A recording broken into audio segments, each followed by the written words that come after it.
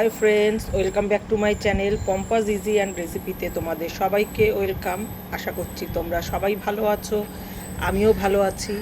আজকে চলে এসেছি কিন্তু একটা ছোট্ট টিপসের ব্লগ নিয়ে। এখানে নেওয়া আছে কাঁঠালের দানা। এগুলো কাঁঠাল থেকে ছাড়িয়ে রেখেছি। সারা বছর এই কাঁঠালের দানা সংরক্ষণ করে রাখার একটা ছোট্ট টিপস। কাঁঠাল থেকে এই দানাগুলো ছাড়িয়ে এখানে আমি একদিন রোদে দিয়েছি। এইভাবেই 4-5 দিন রোদে দিয়ে দিতে হবে। আর এই 4-5 দিন রোদে দিয়ে কাঁঠালের দানাগুলো একদম শুকিয়ে গেছে।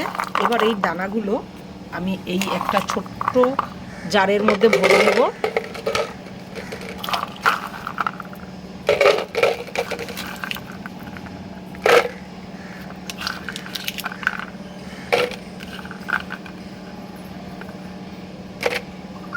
এইভাবে ভরে মুখটা আটকিয়ে ফ্রিজে রেখে দিলে এটা কিন্তু 1 বছরও নষ্ট হবে না।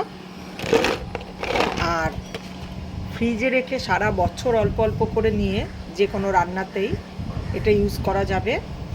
এটার হলো কাঁঠালের দানার একটা ছোট্ট টিপস। আপনাদের যদি ভালো লেগে থাকে কিংবা তোমাদের যদি ভালো লেগে থাকে তোমরা অতি অবশ্যই লাইক, কমেন্ট, শেয়ার আর সাবস্ক্রাইব করে দিও। আর পাশে থাকা বেল আইকনটা প্রেস করে দিও।